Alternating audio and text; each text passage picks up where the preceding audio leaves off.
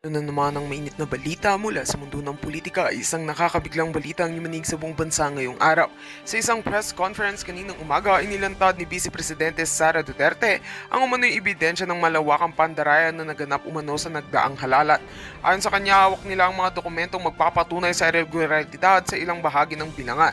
Aniya, hindi na ito simpleng paratang kundi may sapat na basihan upang imbestigahan. Kasama sa ebidensyang isinumite ni VP Sara ang mga video recordings, election returns at testimonya ng ilang insiders mula mismo sa lokal na Commission on Elections. Sa kanyang pahayag, sinabi ng Vice Presidente, hindi na natin maaaring ipikit ang mga mata sa katotohanan ng may nangyaring hindi patas. Karapatan ng bawat Pilipino ang malinis at tapat na halalan. Matapos nito, agad namang umani ng iba't ibang reaksyon ng isyong ito sa social media. Samantala, agad namang naglabas ng pahayag ang COMELEC ukol sa mga akusasyon. Sa isang panayam, inamin ng isang opisyal na may ilang insidente ng technical glitches at procedural lapses sa ilang presinto, ngunit itinanggi nilang ito ay bahagi ng sinadyang pandaraya. Gayunpaman, bukas umano ang ahensya sa mas malalim na imbestigasyon upang mapanagot ang sinumang mapapatunayang sangkot. Habang patuloy ang pagtutok ng sambayanan sa isyong ito, nananawagan naman ng ilang grupo na pairali ng transparency at due process. Sa ngayon, hinihintay pa rin ng taong bayan ang susunod na hakbang ng Department of Justice at ng Kongreso kung ito ay magkakaroon ng investigasyon. Manatiling nakatutok para sa mga susunod na ulat hinggil sa nakakabiglang revelasyon na ito. At yan nga ang mga balitang ating pagkakatutukan, at kung bago ka pa lamang sa aking channel ay huwag kakalimutang mag-like, share and subscribe para updated ka sa aming mga bagong balita dito sa Tatak Pinas.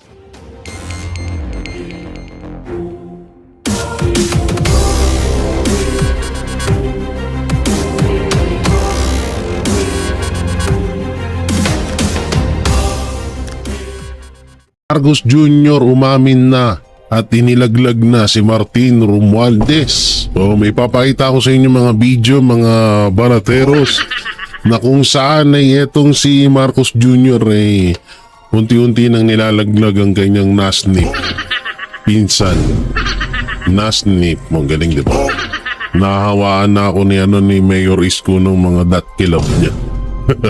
So ito nga dahil nagkakaturuan talaga, talagang napag-uusapan itong impeachment kay Vice President Sara Duterte, talagang hindi naiiwasan na nagkakaturuan itong dalawang magpinsan na to. Kung sino nga ba talaga ang pasimuno sa impeachment na yan, kung sino yung may gusto. Kasi etong si Marcos Jr. tanggi ng tanggi, tapos si Tamba naman, no comment. Hanggang sa kumuha na nga siya ng kanyang spokesperson. So, kauna-unahan po yan sa kasaysayan ng Pilipinas na merong isang House of Representative na merong sariling spokesperson. Ang masakit dyan, tayo pa sa sa tax natin at tayo ang magpapasahod dyan. Ang lupit ng spokesperson talaga ngayon. May sariling speaker. Speaker na, tapos may sariling speaker. Ang galing. Tapos tayo yung magpapasahod sa mga yan. Ang galing talaga ng mindset ng gobyerno natin. Kaya sobrang ganda ng Pilipinas eh. Kaya sobrang yaman ng Pilipinas, ang ganda ng mindset ng mga leader eh. Biruin mo, dahil lang isa kang sa naman, wala naman halos ginagawa ang isang speaker. Tapos ang mangyari pa dito, parang kumuha pa siya ng sarili niyang spokesperson. Hindi talaga ngayon nga dito talaga lumalabas na parang alam mo yung kung ano yung meron sa pagiging presidente ginagawa na nga ni Martin Romualdez ngayon. Katulad niyan, si Marcos Jr. may balalay na Claire Castro. Si Martin Romualdez meron namang Abante. Ang malapit dito si Vice President Sara Duterte may balalay na Amy Marcos. Nakita ko yung post nung nakaraan, sabi ba naman nung netizen, BP Sara, sinama ang kanyang katulong sa Netherlands. Sabi ko, grabe naman kayo kay Ate Aimee. Katulong talaga. Oo, grabe naman kayo. Ewan ko ba dito kay Aimee Marcos? Ginagawa na lang, di alam nyo, kawawa din tong mga Marcos. No? Ginagawa na lang silang katawa-tawa dito sa Pilipinas. Partida, pangulo pa yung kapatid niya. No, nakakaawa sila, no? Kasi, pero ano naman to mali naman din nila Biruin mo, ilang dekada silang winalangya ng mga dilawan, ng mga makakaliwa. Tapos, ang ending, imbis na bawian niya yung mga yun, ginawa niya pang kakampi. Diba? Ang lupit, diba? Ginawa pa nilang kakampi ang ginawa pa nilang kakampi ang mga dilawan. So ngayon, ang nangyari, gagawa ng mahal ng taong bayan ng mga Duterte. So, kaya talagang ginagawa na lang silang katatawanan. Speaking of katatawanan, katulad na lang nitong picture na ipapakita ko sa inyo. Ito, pinaglihi ng nanay niya sa sa barnis. Barnis talaga, saan yun? Ito ba yun? Ay, hindi yan. Ito. Yan, grabe yung ngiti, Oo, jackpot na jackpot. Grabe naman, sino ba nag-edit dito? Bakit hindi nyo man lang medyo pinusyaw-pusyaw yung kulay ni Tori?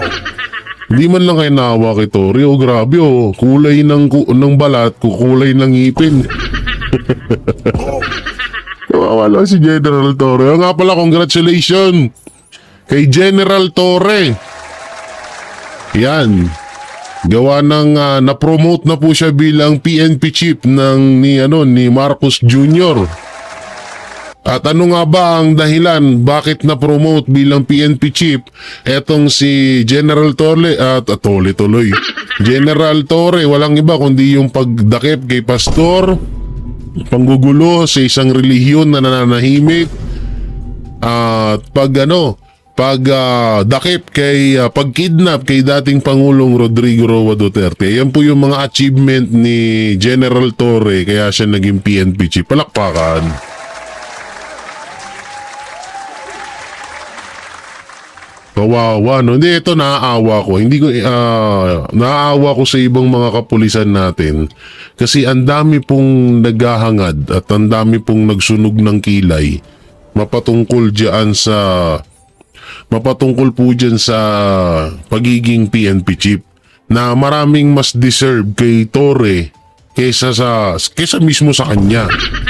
Hindi ko na isa-isahin yung mga kilala kong mga generals na maaaring may lukluk bilang PNP chief. Talagang deserve nila. Yun nga lang, ang masama nga doon, mas nilaktawan sila ng Pangulo dahil alam naman na natin kung ano yung dahilan. Una, bata niya si Torre. Pangalawa, sinusunod siya ni Torre kahit alam naman ni Torre na labag na sa batas yung inuutos ng Pangulo. Diba? So, talagang siya yung hihimukin bilang PNP chief. Doon naman wala naman tayong pakialam doon kung maging PNP chief ka sa ng buong mundo o kaya ng universe. Kaso nga lang, ang nakakadismaya kasi dito, may mga mas nauna sa'yo at may mga kapulisan tayo na mas deserve dyan sa posisyon na yan. Kaso bakit ikaw yung nauna? Una-una, next year kasi pa-retired na siya. So anong buwan ngayon? May. So ibig sabihin, 1 year and 6 months ka na lang manunungkulan. Kasi 1 year na lang magre-retired na to si Torre. So ibig sabihin 1 year and 6 months siya magiging PNP chief. Grabe, no? Talagang napaka pangit ng sistema ng gobyerno. Basta maging loyal ka lang sa presidente, PNP chief ka kagad. Hindi, ang dami naman talaga Kahit kay Marbil, yung naging PNP chief si Marbil, maraming nilaktawan doon. Alam nyo, sa totoo lang, nakakatamad maging pulis ka tapos pangarap mo. Kasi kahit naman sinong mga pulis, pangarap nilang maging PNP chief. So, paano ka magiging PNP chief alam mo sa sarili mo na sobrang galing mo at deserve mo yung katungkulan na yun, yung nga lang mas sip-sip yung isang kasama mo at kahit mali na kahit labag na sa batas, sinusunod pa rin nila dahil pinag-utos lang ng gobyerno, yun na, eto na agad eto na agad yung bunga. Huling, ay hindi. Si General Torre. Galing no? Parang kailan lang naging 1-star general tapos mga ilang buwan nung nadakip si Pangulong Duterte, naging 2-star general tapos ngayon PNP chief. Tonak ng teteng, lupit mo ka, Torre lupit na. Di mo smile niya no? Hanggang ngalangala grabe yung dimple ni Torre, no? Kasi yung dimple natin isang ganun. Sa kanya, pahabang pahabang ganito yung dimple niya, no? Ngiting wagas, Pero, congratulations, Torre. Ito naman, dito naman tayo. Kay ate. Ito, si ate yung sinasabing yaya ni Vice President Sara Duterte. Ito, may post. Sabi niya rito, sabi ko kay BP Sara Inday Sara Duterte, higit kanino man, alam ko ang pakiramdam ng mawalay sa sariling bayan. Kaya simulat sa pool, alam niya ang nalaman ng aking puso, patungkol sa di katanggap-tanggap na sinapit ni Pangulong Rodrigo Roa Duterte. Anak ng teteng, alam mo pala sira. Ay, naku po. Ewan ko ba ba't nagpapabudol si Vice President kay Jaime Marcos? Alam mo naman pala sino ba nagpadakip kay Pangulong Duterte? Si kapatid mo. Anak ng teteng ka naman, Jaime, ginagawa mo na naman kaming tanga. Ngunit narito tayo, hindi upang magdrama. Ano yung sinabi mo? Upang hindi kundi para sa solusyon. Narito tayo upang umaksyon ba? Oy, Jaime Marcos, nanalo ka na ng senator. Tama na yung mo. Parang tumatakbo pa rin Hindi ako naghihintay ng 39 years para lang magkamali muli. May Marcos na natuto sa kasaysayan. Narito ako hindi para sa isang tao kundi para sa sambayan ng Pilipino. Galing-galing naman ni Jaime. Palakpakan natin Ang galing naman ni Maring Jaime. Alam mo, Jaime Marcos, maging ka rin. Samahan mo yung kapatid mo. Maging writer na lang kayo ng isang pelikula. Alam mo, yan ang kulang ng Pilipinas ngayon. May magandang writer at director ang mga pelikulang Pilipino. Ang galing nyo ang galing nyo gumawa ng kwento, Anak ng teteng, sino ba namang si Raulo? Kapatid mo ang nagpa-aresto kay Pangulong Duterte tapos sasabihin mo, natuto ka na. Na kesyo, alam mo sa puso't isip ang pakiramdam na mawalay sa bayan pero hindi mo alam kung ano yung mali na tama sa ginagawa ng kapatid mo. Yung hair follicle test, drug test nga, hindi mo mautos Unang-una, karapatan mo yun dahil una ate ka. Tapos, presidente kapatid mo. Sabi ko sa'yo, Jaime Marcos, ba't ba kita pinagpapansin? Alam niyo, bisa ayoko na rin talaga pagpapansinin to si Jaime Marcos. Ginagawa na lang tayong tologis Samantalang dito tayo, mamaya ko na ipakita yung video sa inyo kung saan namin ni Marcos Jr. na si Romualdez talaga ang pasimuno ng lahat. So dito muna tayo. Sa lumalalang krimen sa bansang Pilipinas. Nandito sabi dito, mga Pinoy di pa rin ramdam na ligtas sila sa ilalim ng Marcos administration. So panoorin po natin to. Go Sir Kyle, pasok. Hindi pa rin ramdam ng mga Pinoy ang ipinagmamalaking pagbaba ng krimen sa bansa. Anila, mas dumami pang araw ngayon ang nagaganap na krimen kumpara noong nakaraang administrasyon. May panawagan din sila sa susunod na PNP chief. Alamin natin ang detalye ng balita sa pagtutok ni Paul Montibon. Ito si Aling Nida, Matagal nang nagtitinda ng mga kakanin at tusok-tusok sa isang pwesto sa Quezon City. Kung dati anya, wala siyang problema sa kanyang seguridad kahit inaabot siya ng madaling araw sa pagbabantay sa maliit na negosyo. Ngunit ngayon, kahit maliit na kita, kailangan niyang magsara ng maaga at iwasan ang paglabas ng 10 oras ng gabi dahil sa dami ng mga naglipa ng adik at masasamang loob sa paligid. Para sa akin, sir, hindi po. Dahil? Kasi base na rin po sa social media at sa TV, marami pong mga nangyayaring krimen. Para sa akin lang po yun, ha. Para sa akin, disipi yung panahon ngayon. Hindi po katulad nung nakaraang, alam na natin yon, na medyo may takot yung mga taong, yung mga masasamaan loob. Ngayon po kasi parang, hindi po sila nasisindak ngayon sa namumuno sa atin. Pero siguro naman po, kung bibigyan ng kumbaga, example na meron talagang paparusahan, baka sakali po.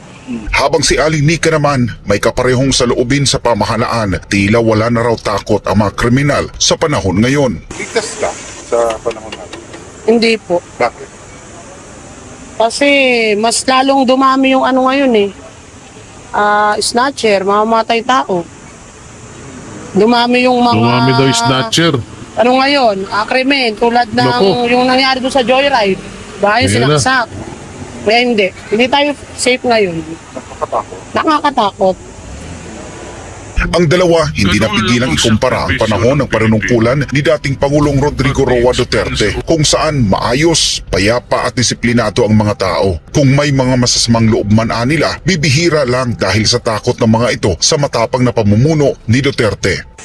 Ewan ko nga dyan nga lalo na dyan nga lalo, isa pa to sa dahilan ba't bumaba ang ratings or trust ratings ni Pangulong Duterte, ni Pangulong Marcos Jr., ni Mr. Marcos, Pangulo ako ng Pangulo, ni Mr. Marcos, no? Kasi nga isipin nyo, una-una, lantaran na yung krimen ulit sa Pilipinas, yung droga, yung mga holdapan, nag-level up nga yung holdapan ngayon. Dati, yung mga nangu-hold up ng motor, yung mga holdapper hindi masyadong nananakit pag nang laban lang yung mga biktima nila, tsaka sila nananakit. Ngayon hindi.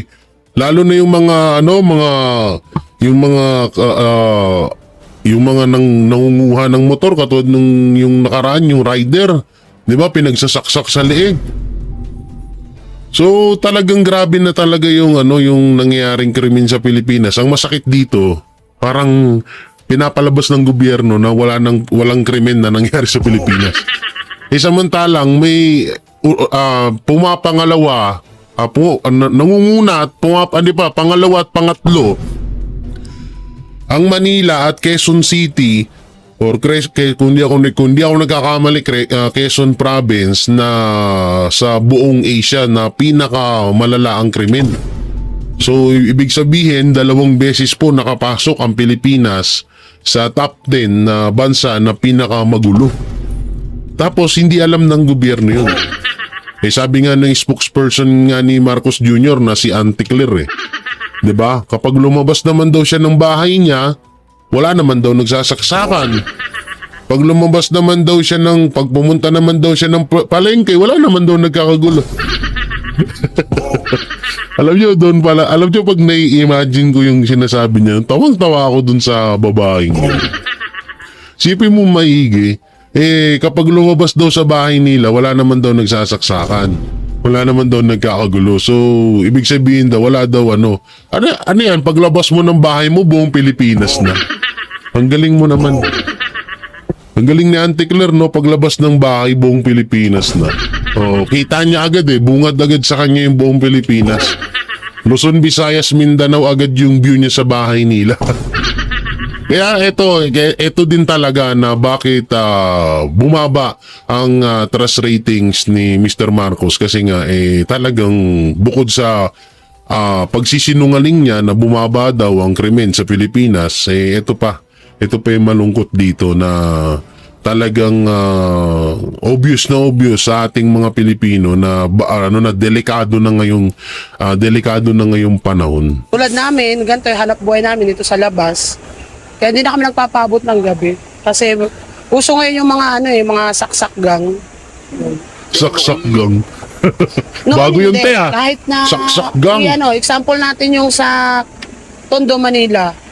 Sabi ng mga doon, mga nagkakarne sa palengke, noon, pwede kang, kahit nakaalas ka, pwede kang maglakad. Pwede mo suotin. Kasi wala nang, wala nang krimen sa paligid. Baga, nangingilag yung mga kapwa natin Pilipino. Ngayon, hindi na pwede. Kasi, pag nagsuot ka ngayon ng alahas, sigurado mamaya mahahablot na. Nananawagan din si Aling Nida at Aling Nika sa pambansang pulisya, lalo na ngayong malapit nang magpalit ang kanilang liderato. Kung sino man po yung upo na Paano yan? Aling Nida, Aling Nika. Yung pinalit na PNP chief, yun yung nagsimula ng gulo sa Davao. Yun yung nanira ng mga simbahan o isang relihiyon sa Davao. So paano yan? Ibig sabihin, mas lalong gugulo ang Pilipinas. Anak ng teteng, yung PNP chief, yan yung mga unang panggulo dito or pinagmulan ng kaguluhan. Pinakamalaking gulo sa Pilipinas. Jay, ano ba yung pinakamalaking gulo na yun? Yung pagdakip niya kay Pangulong Duterte. Diba na lahat ng batas hindi nila pinansin noon. Binali nila lahat. Ang galing nga eh. Yung unang yung 36 ano bang batas yun nawala sa isip ko. Yung unang batas para doon sa pagdakip hindi nila pinansin. Pero yung pangalawang batas yun yung yun yung sinusulong nila. Kasi nga daw nasa batas una parang nasa 1972 ata yung batas na yun. Tapos yung latest na batas ay yung parang binaliwala nila. So paano ba yan? Yung pinalit na PNP chief yun yung mga panimula ng gulo dito sa Pilipinas. na bago ngayon, paigtingin po yung seguridad sa mamamayan. Kasi para sa akin lang po hindi po safety ngayon na naglalakad sa lansangan sa 10 oras ng gabi. Kasi nakikita mo sa paligid, ang daming gumagala na mga, alam mo na yun kung ano ibig kong sabihin. Yun po para sa akin yun po. Hindi, tsaka talaga, no? Totoo naman yung sinasabi ni nanay, kahit dito sa amin. Minsan nakakatakot na umuwi ng gabi.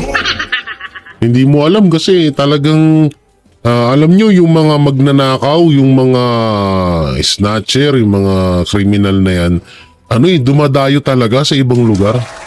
Oo, ang galing nila. Dumadayo sila sa ibang lugar para nung mambiktima. Grabe, no? Doon, tapos ang malupit pa dito, wala nang wala nang preno-preno, rekta saksak na agad. Ayun yung masaklap ngayon. Ayun yung kaya nga, ewan ko na lang kung susolusyonan ng gobyerno yan, ha? And magtatatlong taon na ang gobyerno sa Pilipinas, wala naman nangyari, ni minsan. Hindi naman bumaba ang krimen sa Pilipinas. Alam ng PNP yan. Alam ng PNP yan kung ano yung record ng krimen sa Pilipinas, no? Alam nila yan nga, kaya nga yung ibang mga kaibigan natin na nakakausap, talagang masyado silang nababahala. Kasi nga parang kung nung panahon ni Pangulong Duterte, takot lahat ng mga kriminal. Ngayon parang parang alam mo yun, parang nabuhayan sila ulit. Lalong-lalo na daw yung mga drug lord. Yung mga nagbibenta ng pulburon. Talagang lalo silang nabuhayan ngayon kasi nga parang hindi sila pinapansin, hindi sila inaano ng gobyerno. Yan ang mahirap ngayon sa Pilipinas. Samantalang dito naman tayo sa strategy ni Marcos Jr. para mapagtakpan ng problema ng Pilipinas. Ito, binara siya ni Ma'am Malu. Professor Ma'am Malu Tikia. O, panoorin mo natin. To the point, ma'am, na ang taong bayan, nanawagan na rin na bakit kaya hindi na lang siya ang mag-resign. Pero may sagot naman siya na hindi siya magre-resign dahil wala naman daw siyang problemang inaatrasan. Ang problema, meron ba siyang problemang sinusolusyonan? Prof. Tama ako dyan, Admar, tama, nag-agree ako dyan sa statement mo, no? Wala kang tinatakbuhan. Sa tingin ko, klarado yung first 3 years, takbo lang siya ng takbo. 'Di ba? May problema sa budget, anong ginawa niya? May problema sa PhilHealth, anong ginawa niya? May problema sa pinsan niya, anong ginawa niya?